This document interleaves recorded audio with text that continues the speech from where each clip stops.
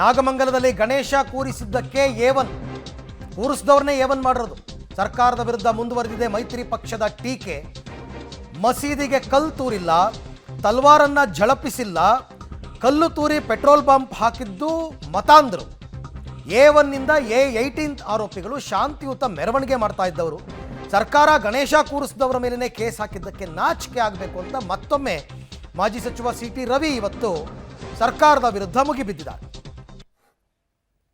ಹೇಳ್ತಾನೆ ಅವನು ಮತಾಂಧ, ಅವನು ಒದ್ದು ಒಳಗೆ ಹಾಕಬೇಕಿತ್ತು. ಇಲ್ಲಿ ಗಣಪತಿ ಮೆರವಣಿಗೆ ಬರಬೇಡ, ತಗೋಬರಬೇಡಿ ಅಂತ ಹೇಳೋಕ್ಕೆ ಯಾವನಿಗ್ರಿ ಅವನಿಗೆ ಅಧಿಕಾರ ಕೊಟ್ಟವನು? ಅವನನ್ನು ಒದ್ದು ಹಾಕಬೇಕಿತ್ತು. ಅದ್ರ ಬದಲಿಗೆ ಅವ್ರು ಮಾಡಿರೋದು ಏನು ಗೊತ್ತಾ? A1 ಮಾಡಿರೋದು ಗಣಪತಿ ಕೂರಿಸಿದವ್ರನ್ನ ಗಣಪತಿ ಸಮಿತಿಯವ್ರನ್ನ ನಾಚಿಕೆ ಆಗಬೇಕು ಇವರಿಗೆ.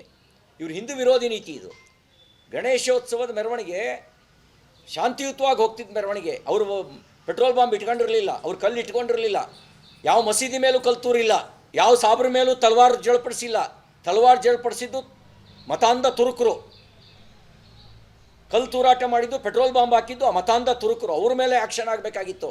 ಈ ಹೇಡಿ ಸರ್ಕಾರ A1 ಮಾಡಿರೋದು ಗಣೇಶೋತ್ಸವ ಸಮಿತಿ ಅಧ್ಯಕ್ಷನನ್ನು, ಸದಸ್ಯರನ್ನು 1ರಿಂದ 18ರವರೆಗೆ ಆರೋಪಿಗಳು ಶಾಂತಿಯುತ ಮೆರವಣಿಗೆ ಕೂರಿಸಿದವರು.